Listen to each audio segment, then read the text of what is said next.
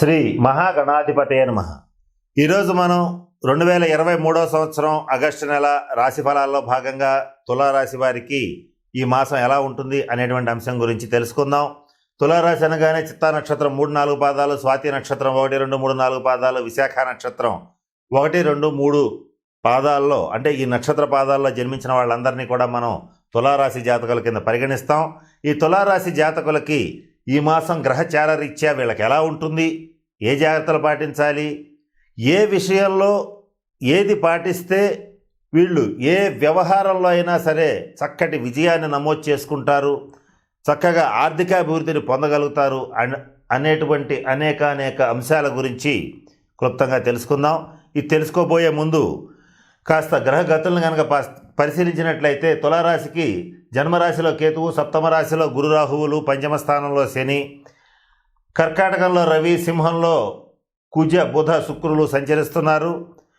ఈ మాసం ద్వితీయార్థం అంటే 1 నుంచి 15 వరకు, ప్రథమార్థం 16 నుంచి సుమారుగా 31 వరకు ఉన్నటువంటిది, 30-31 ఉన్నటువంటి దాన్ని మనం ద్వితీయార్థం అంటాం. ఏ మాసానికైనా ఇదే వర్తిస్తుంది. ఈ ద్వితీయార్థంలో ఈ రవి శుక్ర కుజుల యొక్క సంచారం మారుతోంది, వాళ్ళ యొక్క స్థానాలు మారడం అనేటువంటిది జరుగుతుంది. ఇది ప్రధానమైనటువంటి ఫలితాలని ఈ మాసం నిర్దేశిస్తుంది. ఈ మాసం తులారాశి వారికి ద్వితీయార్థం కంటే ప్రథమార్థం చాలా బాగుంది. ప్రథమార్థం అంటే సుమారుగా 1 నుంచి 15 వరకు లేదా 16 వరకు ఉన్నటువంటి భాగాన్ని ప్రథమార్థం అంటాం. ఈ భాగం చాలా బాగుంది. ఏం బాగుంది, ఏ రంగాల్లో బాగుంది అంటే మొట్టమొదట తులారాశికి ధనకారకుడైనటువంటి కుజుడి యొక్క స్థితి ఏదైతే ఉందో అది అద్భుతంగా ఉంది కనుక ప్రథమార్థంలో మీకు ఆర్థికపరమైన అంశాల్లో లోటు లేదు. మీరు చేసేటువంటి పని ఏదైనప్పటికీ అంటే వృత్తి కానీ, ఉద్యోగం కానీ, వ్యాపారం కానీ ఏదైనా కూడా ఫైనాన్షియల్గా చాలా బాగుంటుంది. అలాగే కుటుంబ పరంగా కూడా ప్రథమార్థం వరకు దిగులు లేదు, చాలా బాగుంది. అలాగే సోదర వర్గం నుంచి కూడా పూర్తి సంపూర్ణ సహాయ సహకారాలు అందుతాయి. ఇవన్నీ బాగున్నాయి. అలాగే తులారాశి వారికి ఈ మాసం మొత్తం కూడా ఎవరైతే అవివాహితులు ఉంటారో వాళ్ళకి చక్కటి వివాహ యోగ్యమైన కాలం. మీ స్థాయికి, మీ అంచనాలకి, మీ టేస్ట్కి తగ్గటువంటి చక్కటి సంబంధాలు కుదిరే అవకాశాలు పుష్కలంగా ఉన్నాయి. ఇవన్నీ కూడా మీకు శుభయోగాలు. వీటితో పాటుగా తులారాశ్యాధిపతి అయినటువంటి శుక్రుడి యొక్క గ్రహచారం కూడా చాలా బాగుంది, అద్భుతంగా ఉంది. దీనివల్ల మీరు ఈ మాసం దాదాపుగా తులారాశి వాళ్ళలో 60-70% మంది నూతనంగా గృహం కానీ, వాహనం కానీ, స్వర్ణాభరణాలు కానీ కొనుగోలు చేసే పరిస్థితి ఉంటుంది. వాటిల్లో కూడా మరి ముఖ్యంగా వాహనం కానీ, స్వర్ణాభరణాలు కానీ కొనుగోలు చేయడం అనేటువంటిది తప్పనిసరిగా జరుగుతుంది.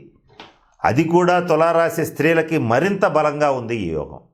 కనుక ఈ మాసం ఆ పనులు చేయవచ్చు, బాగుంది. ఇక పోతే అన్నీ బాగున్నాయి. ద్వితీయార్థానికి వచ్చేటప్పటికీ కుజుడు వ్యయభావంలోకి రావటం జరుగుతుంది. అంటే 12లోకి వస్తాడు. 12లోకి వచ్చినప్పుడు ఏమవుతుంది, అనుకోని ఆర్థిక పరమైనటువంటి ఇబ్బందులు ఏర్పడతాయి. అప్పటిదాకా ఫైనాన్షియల్గా బాగున్నటువంటి వ్యాపారం సడన్గా రావాల్సినటువంటి ధనం ఆగిపోవటం, ఊహించని సమస్యలు వచ్చి మీద పడటం, అలాగే ఇది ధనపరంగా జరగచ్చు, కుటుంబ పరంగా కూడా మీరు ఊహించని సమస్యలని మీరు ఎదుర్కోవాల్సిన పరిస్థితులు రావచ్చు. అయితే అవి ఏ స్థాయిలో వస్తాయంటే మీ వ్యక్తిగత జన్మ జాతకరీత్యా వచ్చే అవకాశాలు ఖచ్చితంగా ఉంటాయి. అలా వచ్చినప్పుడు మీరు చేయవలసింది ఏంటంటే కుజుడికి సంబంధించినటువంటి శాంతి పరిహార క్రియల్ని జరిపించుకోండి. అలాగే ఈ మాసం తులారాశికి రాజయోగకారకుడైనటువంటి శని కుంభంలో పంచమ స్థానంలో ఈ శని సంచారం అనేటువంటిది జరుగుతోంది. రాజయోగకారకుడైనటువంటి శని పంచమ స్థానంలో ఉండటం వల్ల మీ మాటకి ఎదురు లేదు. మీరు చేసే పని ఏదైనా సరే బ్రహ్మాండంగా సక్సెస్ అవుతుంది. మీ సంతాన పరంగా కూడా మంచి శుభవార్తలు వింటూ ఉంటారు.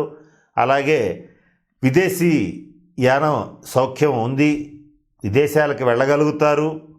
దేశ విదేశాల్లో మీ యొక్క ప్రభ వెలిగిపోయే పరిస్థితి ఉంటుంది. అటువంటి స్థితి ఉంది.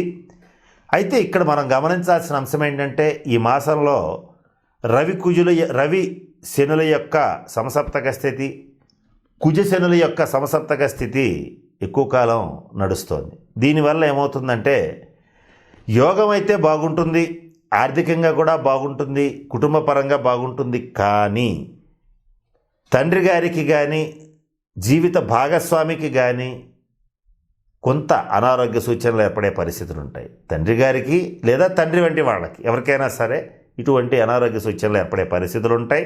అంటే ఎవరైతే మరి ముఖ్యంగా తులారాశిలో ఉన్నటువంటి వాళ్ళు 40-45 సంవత్సరాలు దాటినటువంటి వాళ్ళు ఎవరైతే ఉంటారో వారికి మాత్రం కొంత ఇబ్బంది వచ్చే అవకాశం ఉంది. అలాగే మరొక ఇబ్బంది ఏమిటంటే ఈ మాసంలో మీకు ఏ పని చేద్దామన్నా ఆటంకాలు ఏర్పడుతూ ఉంటాయి. సహజ సిద్ధంగానే ఏ పని ప్రారంభించినా సజావుగా సాగిపోతూ ఉంటే అత్యుత్సాహంతో ముందుకు దూసుకు వెళ్ళేటువంటి తులారాశి వాళ్ళకి పనుల్లో ఆటంకాలు కలిగిన ఎవరన్నా సరే పక్కన చేరి ఇది నువ్వు చేయలేవు అని అన్నా సగంలో వదిలిపెట్టే మనస్తత్వం ఉంటుంది.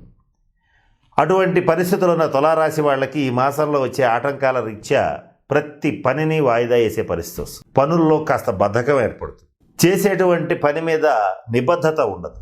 ఇటువంటి ఇబ్బందులు కలుగుతాయి. కాబట్టి మీరు చేయవలసింది ఏంటంటే మీరు ఏ పని చేయాలనుకుంటున్నారో మీ వృత్తి, ఉద్యోగం, వ్యాపారం ఏదైతే ఉంటుందో ఎవరి విషయాలు ఎవరి మాటలు పట్టించుకోకుండా సూటిగా స్పష్టంగా ఏమాత్రం ఆలోచించకుండా ముందుకు చేసుకుని వెళ్తూ ఉండటమే ఈ మాసం తులారాశి వాళ్ళకి చెప్పదగినటువంటి సూచన. ఇందాక మనం చెప్పుకున్నాం, ఒక్క విషయంలో కాస్త జాగ్రత్తగా ఉండాలి. ఈ విషయం మీకు తెలుసుండాలి అని చెప్పాం. అదేంటంటే ఇందాక నేను చెప్పిన అంశమే ఏంటంటే చుట్టుపక్కల వాళ్ళు ఏమనుకుంటారో, వీళ్ళు ఆటంకాలు కల్పిస్తున్నారు, వాళ్ళ వల్ల ఇబ్బందులు వస్తున్నాయి అనేటువంటి ఈ బద్ధకాన్ని వదిలివేయండి. ఈ ఒక్క విషయాన్ని కనుక మీరు వదిలేయగలిగితే మీకు ఎప్పటికీ తిరుగుండదు. ఈ మాసం గురు, కుజ, శని గ్రహాల యొక్క సంచారం ఏదైతే ఉందో, ముఖ్యంగా శుక్రగ్రహ సంచారం ఏదైతే ఉందో చాలా అద్భుతంగా ఉంది. ధైర్యంగా ముందంజ వేయవచ్చు. ఇలా వేస్తే మీకు వ్యవహార విజయం తథ్యం. అంతేకాకుండా ఆర్థికంగా కూడా ఈ శుక్రగ్రహ అనుగ్రహం రీత్యా మీకు లగ్జరీ ఐటమ్స్, గృహ వాహన సౌఖ్యం అనేటువంటిది ఏర్పడుతుంది. స్వర్ణాభరణాలు కొనుగోలు చేయడం జరుగుతుంది. ఈ మాసం శుక్రగ్రహ సంచార రీత్యా తులారాశి వాళ్ళు స్త్రీలైనా పురుషులైనా మరి ముఖ్యంగా నూతనంగా వాహనం కానీ స్వర్ణ ఆభరణాలు కానీ కొనుగోలు చేసే అవకాశం 100% ఉంది. అంటే 190 మందికి అవకాశం అనేటువంటిది ఉంటుంది. ఆ కొనుగోలు చేసినటువంటి స్వర్ణ ఆభరణాలు కావచ్చు, నూతన వాహనాలు కావచ్చు, సరైన సమయంలో కనుక ప్రారంభించేటట్లయితే, అంటే ధరించడం కానీ ప్రారంభించడం కానీ చేస్తే అవి మరింత శుభ ఫలితాలను ఏర్పరుస్తాయి. ఇది మీకు ఈ మాసం చెప్పదగినటువంటి విషయం. అలాగే ఈ మాసం వివాహాది శుభకార్యాలకి అటెండ్ అవుతారు. అలాగే బంధుమిత్రులతో మీరు విందు వినోద కాలక్షేపాలు చేయటం అనేటువంటిది కూడా జరుగుతుంది. ఇటువంటి శుభ ఫలితాలు ఉన్నాయి. కానీ ఈ మాసంలో ద్వితీయార్థంలో కుజ, శని, రవి గ్రహాలకు సంబంధించినటువంటి శాంతి పరిహార క్రియల్ని జరిపించుకోవాలి. అయితే ఎవరు జరిపించుకోవాలి? ఎవరి వ్యక్తిగత జాతక రీత్యా అయితే కొంచెం వ్యతిరేకమైనటువంటి దశాంతర దశలు జరుగుతుంటాయో వాళ్ళకి ఈ సమస్యలు పెద్దవిగా వస్తాయి. మిగతా వాళ్ళకి కొద్దిగా వస్తాయి. వాళ్ళకి మాత్రం కొంచెం నేను ఇందాక చెప్పిన సమస్యలు పెద్దవిగా వస్తాయి. వాళ్ళు తప్పనిసరిగా జరిపించుకోవాలి. ఒకవేళ అలా జరిపించుకోలేని వాళ్ళు ఏం చేయాలి? చాలా సులువైనటువంటి ఉపాయం ఇంట్లో చేసుకోదగినటువంటిది మీకు నేను ఇప్పుడు తెలియచేస్తాను. మీ ఇంట్లో వాయువ్య మూల, అంటే పడమరకి ఉత్తరానికి మధ్య ఉండేటువంటి మూలని వాయువ్య మూల అంటారు. అక్కడ పంచముఖ ఆంజనేయ స్వామి వారి ఫోటో నుంచి హనుమాన్ చాలీసా చదువుతూ అక్కడ స్వామిని పూజించేటట్లయితే మీకు ఈ మాసం వచ్చేటువంటి ఈ కొద్దిపాటి శని, కుజ గ్రహాల యొక్క ఇబ్బందులు ఏవైతే ఉంటాయో అవి సునాయాసంగా తొలగిపోతాయి. కనుక నేను చెప్పినటువంటి అంశాలను దృష్టిలో పెట్టుకోండి.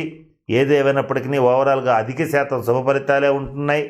కనుక ఆ వచ్చినటువంటి అవకాశాలని పెట్టుకుని తులారాశి వాళ్ళందరూ కూడా చక్కగా అష్టైశ్వర్యాలతో భోగభాగ్యాలతో ఉండాలని, ఉంటారని మనస్ఫూర్తిగా పరమేశ్వరుని ప్రార్థిస్తూ సెలవు తీసుకుంటున్నాను. స్వస్తి. ఈ వీడియో కానీ మీకు నచ్చినట్లయితే లైక్, కామెంట్, షేర్ చేయండి. మరిన్ని అప్డేట్స్ కోసం సబ్స్క్రైబ్ చేయండి.